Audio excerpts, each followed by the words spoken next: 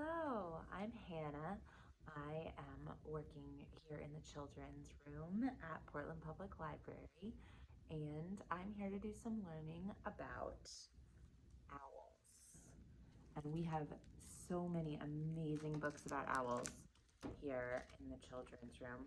We have books with lots of pictures, books with lots of facts, books that are stories about specific owls and have photographs of them.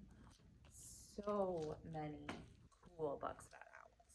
So, if after this you feel like you want to do some more reading and learning about owls, you should check some of these books out. But the one I'm going to read to you from right now is called All About Owls, and it's written and illustrated by Jim Arnowski.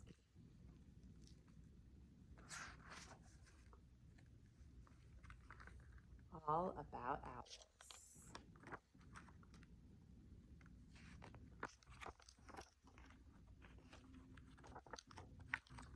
Have you ever wondered about owls? How many kinds of owls are there? Where do they live? Why are owls' eyes so big? What do owls eat? This book answers all these questions and more. It is all about owls. This is a great horned owl. Owls are birds of prey, which means they hunt, kill, and eat small animals. Eagles and hawks are also birds of prey, but they are daytime birds. Owls are creatures of the night. After sleeping all day, they awaken at dusk and hunt until dawn. There are 134 species of owls in the world.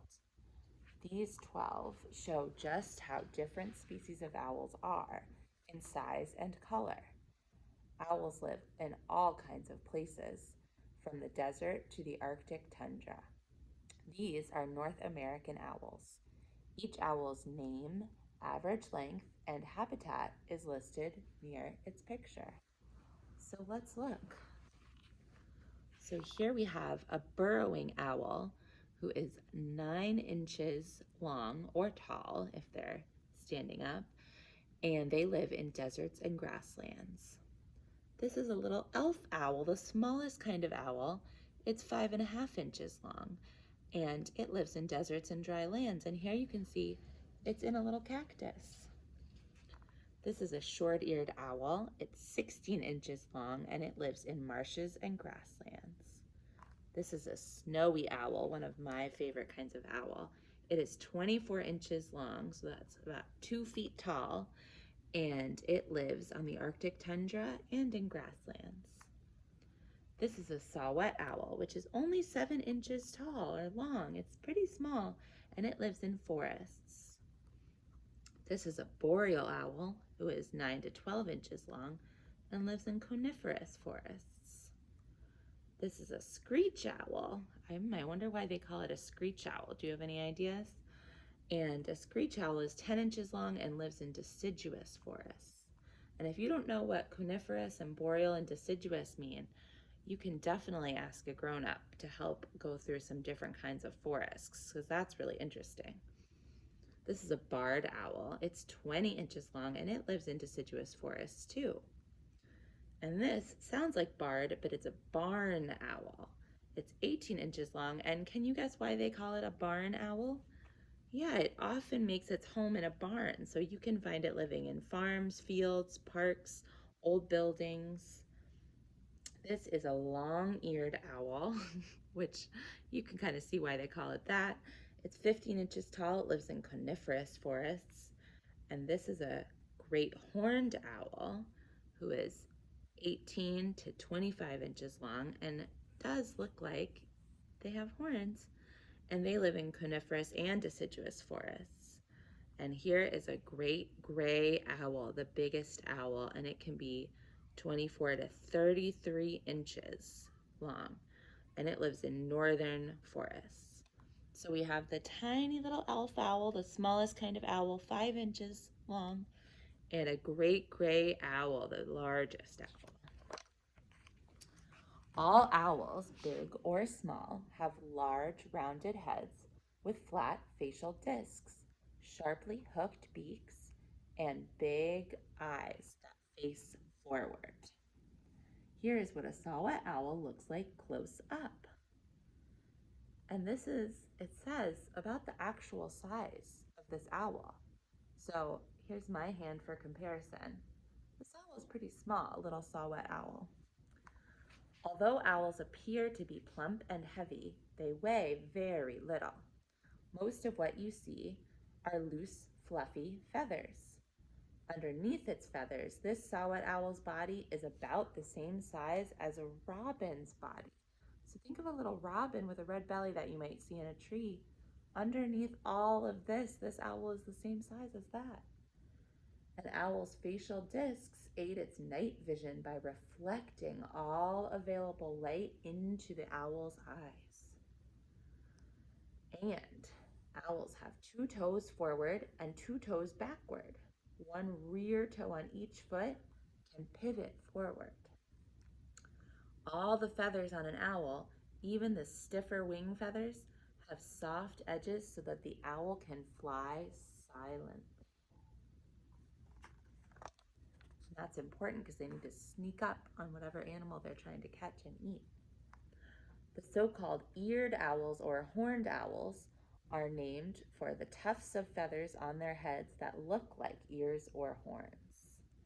An owl's actual ears are hidden inside a fold of skin on each side of the owl's head. In an owl's skull, the eye sockets hold the eyeballs firmly facing forward, giving owls a wider range of binocular vision than all other birds. Binocular vision enables the owl to judge the distance of its prey, the animal it's trying to catch. Owls' eyes are large with dark pupils. In the darkness, the pupils can widen almost the entire size of the eye to gather all available light. So if you look in a mirror and you look at the pupil of your eye, the black center of your eye, imagine it getting bigger and bigger until it takes up almost your whole eye. Owls' eyes are fixed in their sockets and cannot move very much. To look from side to side, an owl must turn its head. So imagine if you couldn't move your eyes all around like you and I can, and you had to turn your head wherever you wanted to look.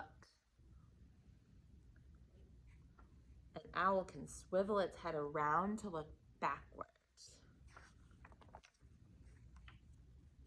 Not only do owls have excellent night vision, they also have a keen sense of hearing. On the darkest nights, owls can locate and chase prey by sound alone. Certain species of owls, such as the snowy owl and the short-eared owl, hunt both day and night, but most owls are nighttime hunters. Animals that are most active at night are called nocturnal. There are 2 other nocturnal animals on this page. Can you find them? Do you see any nocturnal animals on this page? I think I see a bat flying up top of the page and a raccoon hiding in the bottom corner of the page. And this is a great horned owl, which is the same kind of owl that was on this page.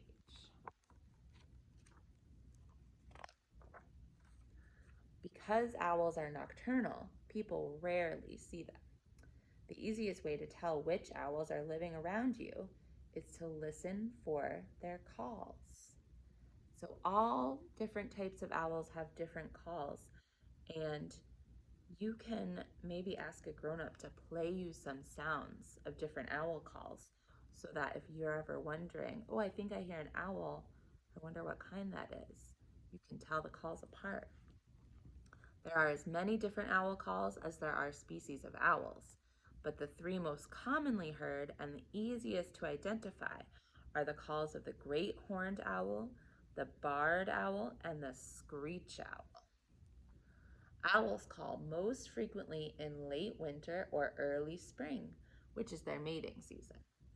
Throughout the rest of the year, pairs of owls call back and forth just to keep tabs on one another's movements.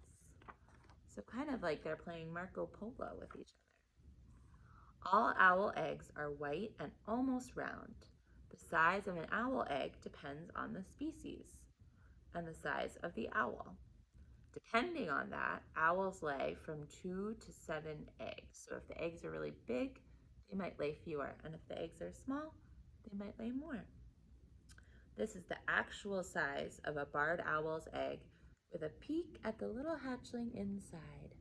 So again, here's my hand, and here's the size of a barred owl's egg with a little hatchling barred owl inside waiting to hatch. Snowy owls and short-eared owls nest on the ground. Burrowing owls nest under the ground. All other species of owls nest high up in the natural cavities of trees, abandoned woodpecker holes, or deserted crow or squirrel nests. Newborn owls are covered with soft, downy feathers and cannot fly. At first, they eat only food that is regurgitated or spit up by their parents. Very soon, the owlets are fed torn bits of prey. At 6 weeks of age, owls are big enough to fly and leave the nest, and they learn to hunt for themselves. So these are the baby barred owls. They're called owlets in a little nest in a tree. When hunting, owls watch for any movement in the night. They listen for the rustling sounds of mice on the ground or the wafting sound of moth wings in the air. Owls eat more rodents than anything else they eat. The smaller species of owls will eat insects, especially moths. Larger owls also eat weasels, rabbits, snakes, and other birds, including smaller owls. An owl uses its beak to pick apart large prey, and small animals are swallowed whole. Indigestible bones and fur are coughed up in the form of a compact wad called a pellet. So this is the actual size of a solid owl pellet containing the bones and fur of a mouse that owl ate. And they can't digest the bones or the fur, so that comes back up in a little pellet. So if you're ever walking through the woods, you might want to look for some owl pellets, see if any owls have been hunting there. An owl is a crow's worst enemy. Night hunting owls pounce on sleeping crows. Owls raid the nests of crows and other birds. If an owl is discovered by a crow during daylight hours, the entire flock of crows will mob the owl, repeatedly diving at its head to drive it away. So during the day, owls always try to hide and stay out of sight. This is a great horned owl, and you can see these crows are not happy to see it. They are not friends. In North America, it is against the law for any person to harass or harm owls. Owls are just as beneficial in cities as they are in the countryside because they feed mainly on rodents. This helps keep the rodent population in control.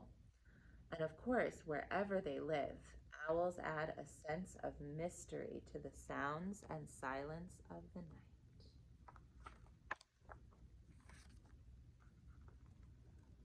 So if you are ever out and about and hear an owl call, I want you to think about some of the things we just learned.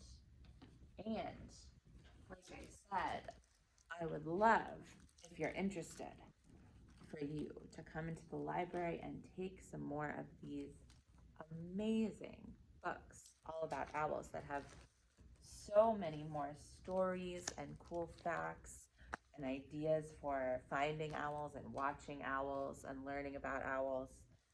And they are all available here in the children's room at Portland Public Library. And I'm Hannah, and it was so nice to meet you. And thank you so much for listening and learning and reading about owls with me. See you next time.